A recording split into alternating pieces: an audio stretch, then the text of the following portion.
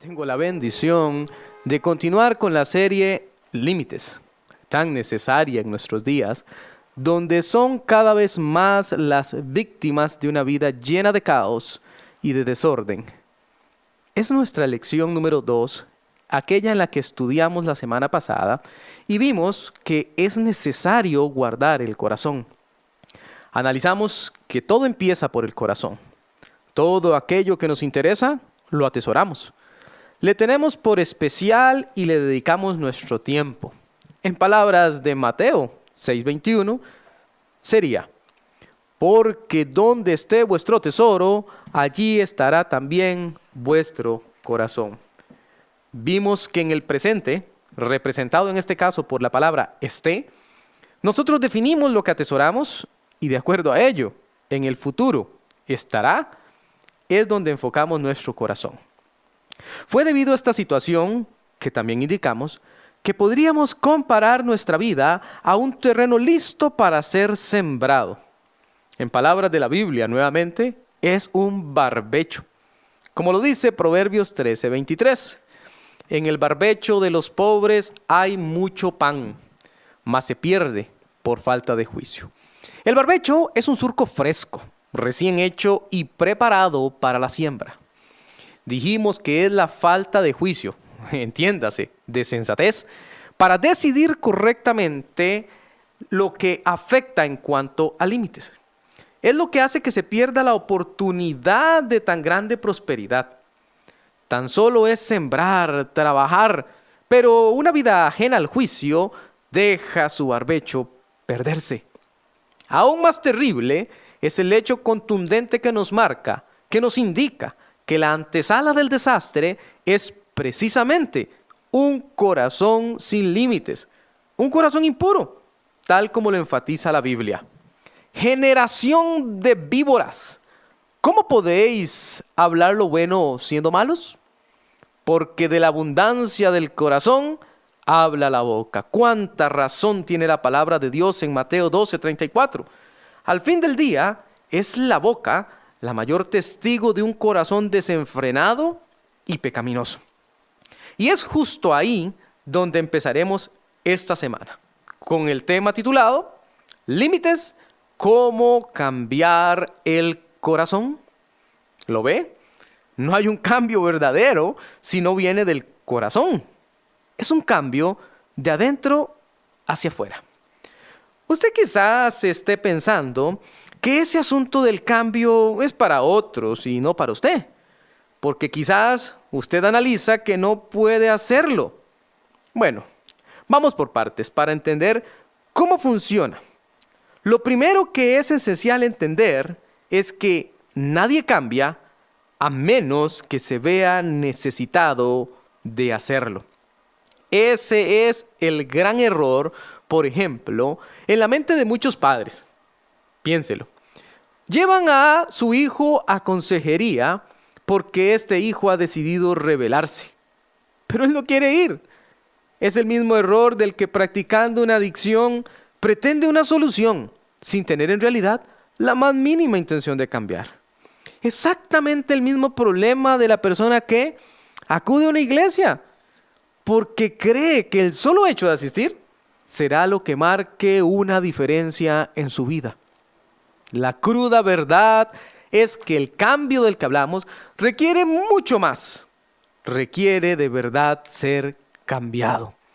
No es superficial, no es maquillado, más bien es un cambio profundo, es un cambio radical. Se trata, después de todo, de un cambio de vida, o para ser más preciso, del cambio de la vida. Pero regresemos nuevamente al asunto de querer ser cambiado.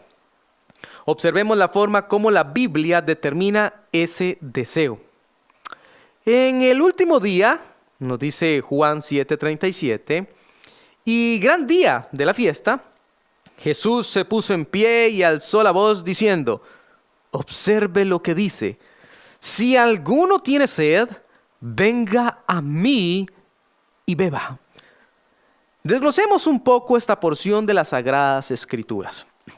Primero, es imposible no notar que se trata de una invitación.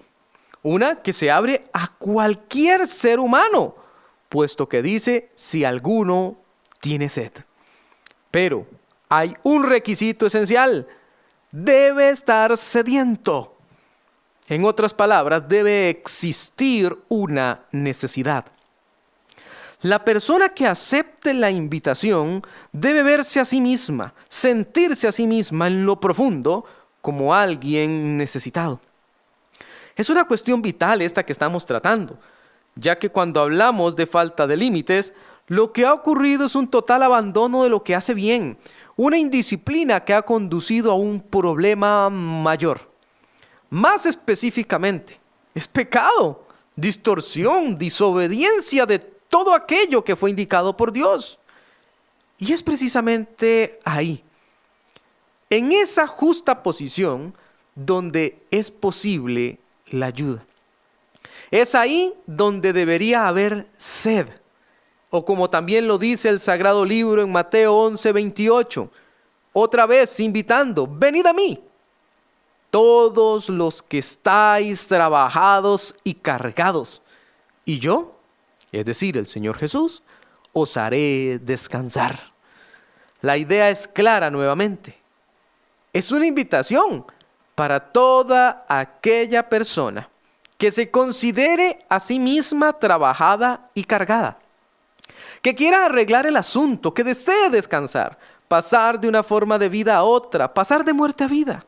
Oh, radio escucha, yo clamo a Dios que al usted oír esta enseñanza, la palabra de Dios haga su trabajo y el Espíritu Santo le traiga el convencimiento de su sed, de su carga, de su necesidad, de su pecado. Aún más, de su cautiverio.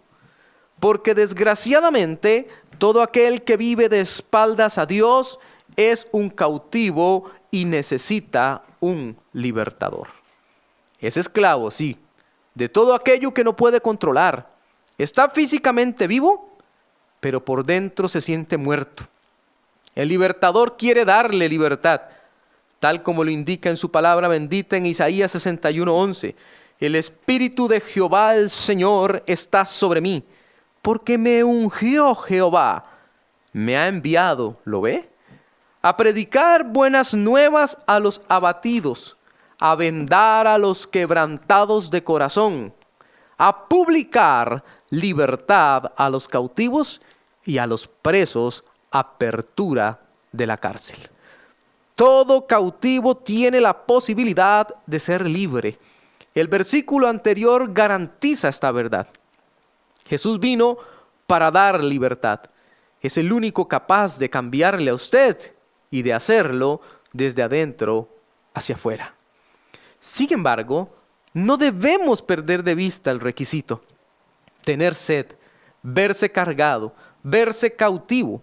Todas ellas son metáforas que apuntan a lo mismo: verse necesitado porque se ha sido superado por el pecado, porque el pecado te gobierna y por eso necesitas un cambio de vida. Dios nos ha mostrado cómo hacerlo. No nos abandonó a nuestra suerte, ya que de la misma forma que nadie cambia a menos que se vea necesitado, amiga, amigo, también es cierto que nadie cambia a menos que conozca cómo hacerlo. Permítame explicarle mejor. La Biblia nos narra en el libro de Oseas cómo todo un pueblo erró el camino y la razón de ello fue la ignorancia. Mi pueblo fue destruido, dice Oseas 4:6, porque le faltó conocimiento.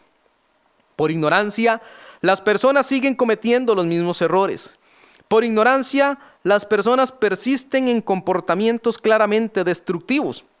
Por ignorancia, las personas viven en su pecado y tantas veces no se explican cómo pueden hacer para salir de él. Esa es la razón primordial del por qué Dios nos dejó su palabra. Para que conozcamos el mensaje de la salvación, para que lo llevemos y ya no haya más ignorancia. Por eso es que Romanos 10:14 nos dice a manera de pregunta: ¿cómo pues invocarán a aquel en el cual no han creído? ¿Y cómo creerán en aquel de quien no han oído? ¿Y cómo oirán sin haber quien les predique? Es necesario escuchar lo que Dios tiene que decir. Es imprescindible ponerle atención a Dios y su mensaje. Es tan importante que todo cristiano tiene el deber de llevarlo a otros. En resumen, hay personas que quieren cambiar, desean una vida diferente, pero no tienen idea de cómo lograrlo. Hemos visto que el cambio debe ocurrir en el corazón, de adentro hacia afuera. Ahora sabemos también que es por medio de Jesús que se opera ese cambio, y aquí viene el último punto. Nadie cambia a menos que decida hacerlo. Uno escucha el Evangelio, que Jesús, el Hijo de Dios, se encarnó, vivió justamente en esta tierra, fue crucificado por mi pecado, murió y resucitó, razón por la que yo puedo creer en Él y ser salvo. Pero debo tomar la decisión personalmente. Por eso es que Romanos 10:9 dice así, que si confesares con tu boca que Jesús es el Señor y creyeres en tu corazón que Dios le levantó de los muertos, serás salvo. Se lo repito, que si confesares con tu boca que Jesús es el Señor y creyeres en tu corazón que Dios le levantó de los muertos, serás salvo. ¿Lo ve? Se trata de una decisión, la decisión de creerle a la Biblia, la decisión de creer en Jesús, la decisión de querer cambiar y buscar a Dios de corazón. Yo no sé dónde se encuentra usted en este momento. Ignoro si usted está conduciendo, ignoro si está haciendo una compra en algún establecimiento, ignoro si se está apenas alistando para ir a su trabajo. Pero ¿puedo solicitarle algo en este momento? Deje de hacer lo que está haciendo. Si necesita hacer su auto a un lado, detenerlo un momento, hágalo. Si lo que debe hacer es dejar de lado la preparación del desayuno, o quizá la preparación de lo que llevará a su trabajo, hágalo. Este punto que le voy a decir ahorita es muy importante. La decisión de recibir a Jesús como único y suficiente Salvador es lo que hace la diferencia entre una vida con límites y una vida sin ellos. Es lo que hace la diferencia entre una vida con orden y una vida que no lo tiene. Pero es necesario querer. Por eso, déjeme decirle que si usted desea recibir al Señor Jesucristo como su único y suficiente Salvador, usted puede hacerlo ahora mismo. ¿Cómo?, se dirá usted. Bueno, acabo de leérselo y en ocasión doble.